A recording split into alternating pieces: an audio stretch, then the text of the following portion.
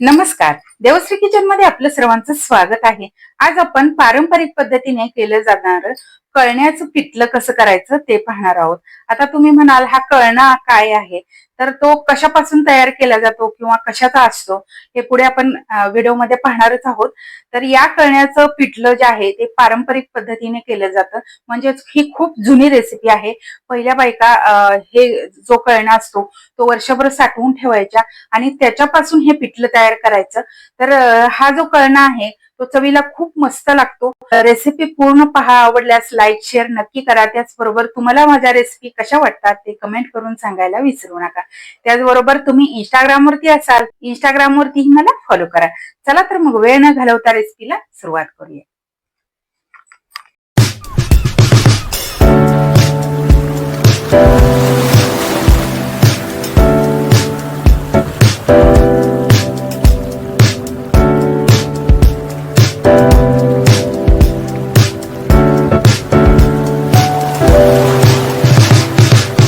तर सुरुवातीला आपण कळणा म्हणजे काय ते पाहूया.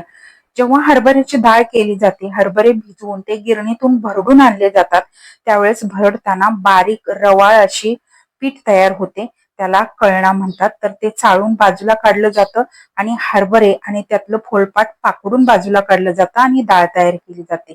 तर हे जे हा जो कळणा आहे तो पूर्वीच्या बायका साठवून ठेवायच्या आणि वर्षभर जेव्हा भाजी नसेल त्यावेळेस याची भाजी केली जायची. आता आपण कळण्याचं पिठलं करण्यासाठी साहित्य पाहूया. 1 वाटी कळणा घेतलाय, 1 वाटी बारीक चिरलेला कांदा, हिरवी मिरची, कोथिंबीर, लसूण घेतलेला आहे. फोडणीसाठी जिरं, मोहरी, हळद, 1 चमचा धने जिऱ्याची पूड, चवीनुसार मीठ घेतलेलं आहे. आणि आता आपण या हिरवी मिरचीचं एक वाटण तयार करून घेऊया. तर त्यासाठी मी इथे खलबत्ता घेतलाय. तुम्हाला हवं असेल तर तुम्ही मिक्सर वरतीही करू शकता. यामध्ये आपण थोडंसं मीठ घालूया म्हणजे हे व्यवस्थित बारीक होतं. तर पूर्वीच्या बायका ज्या पद्धतीने करायची त्याच्यामुळे त्याची चव वाढायची, त्यासाठी आपण ही रेसिपी बघतोय. तर खलबत्त्यामध्येच या मिरचीचा ठेचा करून घ्यायचा, त्यामुळे आणखीनच चव याची छान येते. तर त्यासाठी मी इथे खलबत्त्यामध्ये बारीक करून घेतलेली आहे मिरची.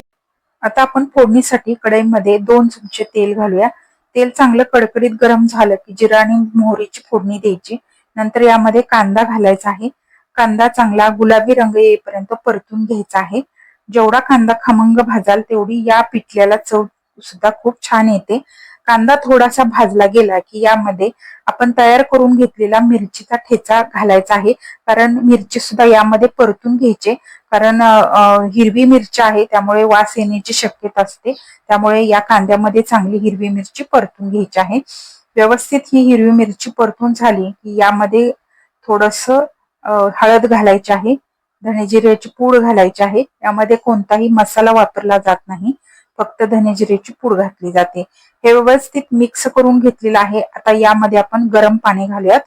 तर 1 वाटी कळणा आहे त्यासाठी आपण 3 वाट्या पाणी घातलेलं आहे. तर हे प्रमाण अगदी बरोबर होतं. खूप जास्त घट्टही होत नाही किंवा खूप जास्त पातळ सुद्धा पिठलं होत नाही. चव बघायची आहे आणि नंतर लागत असेल तर मीठ घालायचंय. थोडंसं मीठ कमी होतं म्हणून मी थोडंसं घातलेलं आहे. याला चांगली खळखळून उकळी आलेली आहे. आता गॅस बारीक करायचा आहे आणि हा कळणा एका हाताने हळूहळू घालायचा आहे आणि एका हाताने एकसारखं ढवळत राहायचं आहे, जेणेकरून यामध्ये गुठळ्या होणार नाहीत. शक्यतो कळण्याचं पीठ जाडसर असतं, रवाळ असतं, त्यामुळे गुठळ्या होत नाहीत. पण अगदी थोडं थोडं घातलं तर ते लगेच व्यवस्थित आपल्याला मिक्स करता येतं. अशा पद्धतीने हा कळणा मी सगळा यामध्ये घातलेला आहे. तुम्हाला पिठलं कसं हवं आहे त्यानुसार तुम्ही पाण्याचं प्रमाण कमी जास्त करू शकता. तर इथे थोडंसं मीडियम घट्ट असं पिठलं तयार होतं, म्हणून यामध्ये 3 वाट्या पाणी घातलेलं आहे. तुम्हाला जास्त घट्ट हवं असेल, तुम्ही बाहेर कुठे ते घेऊन जाणार असाल, जास्त वेळ टिकवायचं असेल तर 2 वाट्या पाणी पुरेसं होईल. त्यामुळे पिठलं घट्ट होतं आणि ते टिकतं सुद्धा. आणि जास्त पातळ करायचं असेल तर आणखी थोडं पाणी तुम्ही वाढवून घालू शकता. एक 5 मिनिटे झाकण ठेवून मी हे पिठलं शिजवून घेतलं आणि तुम्ही पाहू शकता हे घट्ट झालंय. सुरुवातीला थोडंसं पातळ वाटत होतं, पण आता हे घट्ट झालंय. थंड झाल्यानंतर आणखीनच घट्ट होतं. इथे आपलं कळण्याचं पिठलं तयार झालेलं आहे. मस्त खमंग असं पिठलं तयार होतं, तोंडाला चव आणणारं पिठलं तयार होतं. तर असं या पिठल्याबरोबर गरमागरम ज्वारीची भाकरी तोंडी लावण्यासाठी कांदा, काकडी, मस्त असा फक्कड बेत होतो. पारंपरिक रेसिपी आहे आजची आपली ही पारंपरिक कळण्याच्या पिठल्याची रेसिपी. कशी वाटली कमेंट करून सांगायला विसरू नका. त्याचबरोबर रेसिपी आवडल्यास लाईक शेअर करा. त्याचबरोबर माझ्या चॅनलला सबस्क्राईब करा.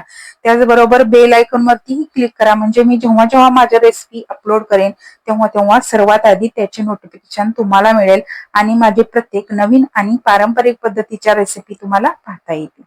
धन्यवाद.